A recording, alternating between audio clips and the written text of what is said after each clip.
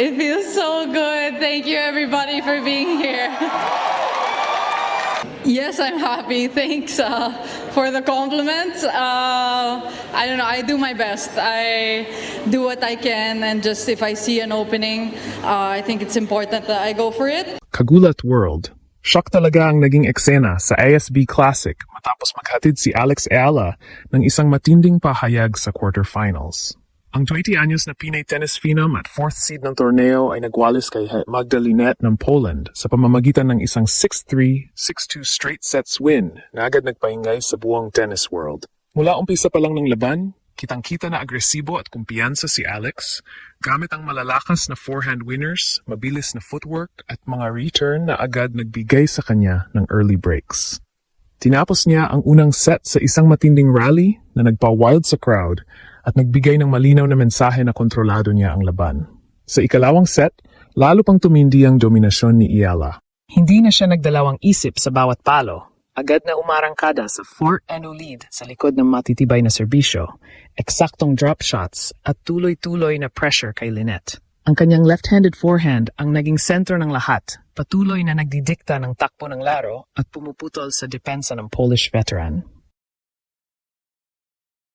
Sa bawat winner, mas lalong lumalakas ang kumpiyansa ni Alex habang unti-unting nawawala ang rhythm ng kanyang kalaban. Mas lalong naging makabuluhan ang panalong ito dahil sa konteksto ng kanilang nakaraan. Bago ang laban na ito, 2 beses nang tinalo ni Linette si Eala sa straight sets. Una noong 2023 sa Canberra at muli noong 2024 sa Eastbourne. Sinabayan pa ito ng mga pinagdaanang injury at matinding pressure ni Alex noong 2025. Dahilan upang maraming nagtanong kung kailan muling makakabangon ang Pinay star. Ngunit sa 2026, malinaw ang sagot. Ginamit ni Alex ang mga kabiguan bilang gatong. Ipinakita ang mas matatag na serbisyo, mas mabilis na galaw, at mas hinog na laro na sumasalamin sa isang manlalarong natuto sa hirap at sakit ng nakaraan. Ang emosyon ng mga fans ay agad sumabog online. Marami ang namangha kung gaano kalaki ang ipinagbago ni Alex mula sa kanyang composure hanggang sa kalidad ng kanyang shot selection. Ang tanong ng marami ay pareho, sino itong bagong Alex Eala na walang takot, walang alinlangan at punong-puno ng gutom sa tagumpay? Ang sagot ay malinaw sa loob ng court. Isang manlalarong handang umakyat sa susunod na antas at hindi na kontento sa pagiging promising prospect lamang. Sa global stage, mabilis ding umingay ang panalo ni Eala. Ibinida ng WTA at ng international media ang kanyang dominanting performance. Tinawag itong isa sa pinakakumpiyansang panalo ng torneo.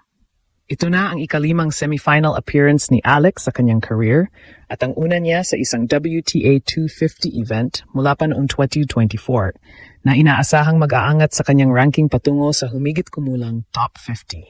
Higit pa rito, nagsisilbi itong inspirasyon sa mga kabataang atleta sa buong mundo at muling naglalagay sa Philippine tennis sa global spotlight. Habang hinihintay ang kanyang semifinal matchup laban sa mananalo sa pagitan nina Elisabetta Cocciaretto at isang qualifier. Para sa Pilipinas, ang panalong ito ay hindi lang basta resulta sa scoreboard. Isa itong sandaling nagbuklod ng buong bansa sa saya at pag-asa. Sa social media, pinuri ng mga Pinoy ang kanyang breaks, ang haba ng rallies at ang galaw niyang tila may home court feel sa Auckland. Mula sa mga heartbreak ng 2025 hanggang sa pag-usbong ng pag-asa ngayong 2026, mas lalo pang nag-alab ang paniniwala ng bayan sa Grand Slam dreams ni Alex Eala. At habang papasok siya sa semifinals, isa ang tanong ng lahat. Ano pa ang susunod na gugulatin ng ating Pinay Pride?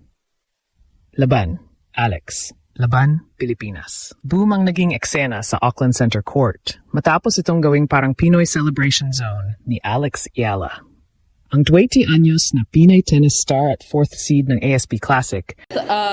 Today was difficult, obviously Magda being such an experienced player, and I've had difficulties with her playing against her before. So I'm happy that I'm seeing my level increase and improve.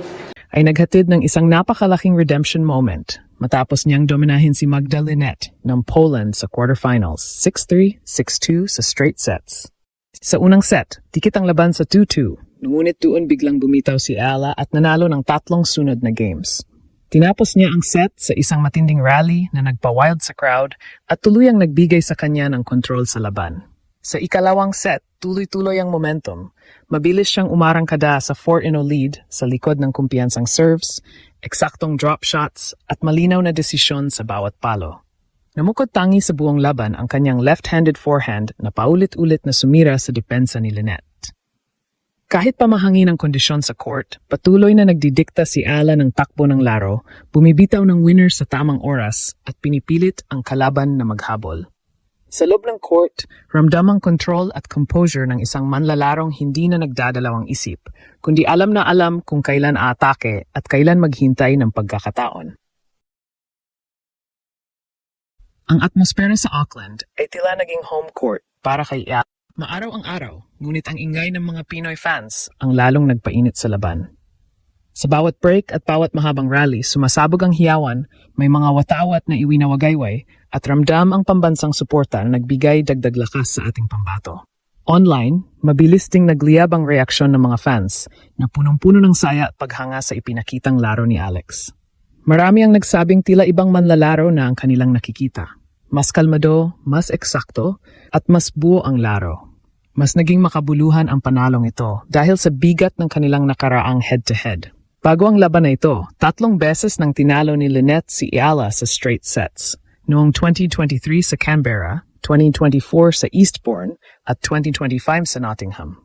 Sa mga panahong iyon, madalas mabangga si Alex sa karanasan at matibay na depensa ng Polish veteran. Sinabayan pa ito ng mga injury at matinding pressure noong 2025 kung saan siya ang nag-iisang bandila ng Pilipinas sa WTA Tour. Ngunit pagsapit ng 2026, malinaw ang pagbabago. Mas matatag ang kanyang serbisyo, mas mabilis ang galaw, at mas hinog ang kanyang decision-making. Patunay na ang mga pinagdaanan ay naging pundasyon ng kanyang paglakas. Ramdam ng mga fans ang malaking shift sa kanyang laro at mindset. May sorpresa sa kung gaano siya nanatiling locked in sa buong laban, may paghanga sa kanyang no-panic mentality, at may matinding pride sa kung paano binasag ng youth power ni Ala ang pader ng isang veteranang kalaban. Ang panalong ito ay hindi lamang unang set na nakuha niya laban kay Lynette, kundi ang unang buong panalo, isang malinaw na simbolo ng growth at resilience. Sa global stage, umabot sa rurok ang ingay. Itinampok ng WTA at international media ang dominanteng sweep. Tinawag itong isang confident at malaking hakbang pasulong sa karera ni Ala. Ito na ang ikatlong semifinal appearance niya at ang una sa ganitong antas mula sa kanyang mga breakthrough runs na inaasahang magtutulak sa kanyang ranking patungo sa top 50. Higit sa lahat, ang revenge narrative na ito ay nagbigay inspirasyon sa mga fans sa buong mundo at muling naglagay sa Philippine tennis sa mas malaking mapa habang naghahanda siya sa semifinals laban kay Xinyu Wang. Para sa Pilipinas, ang panalong ito ay isang sandaling puno ng pambansang pagmamalaki. Sa social media, pinuri ng mga Pinoy ang bawat break, ang mga mahabang rally at tinawag itong redemption for the ages. Mula sa mga heartbreak ng 2025 hanggang sa pag-uspong ng pag-asa ngayong 2026, mas lalo pang nag-alab ang paniniwala ng buong bansa sa Grand Slam dreams ni Alex Eala. Ang kwento ay malinaw, mula sa sakit at pagkatalo, isang bagong bersyon ng ating Pinay star ang sumibol. Handa na muling manggulat sa mundo.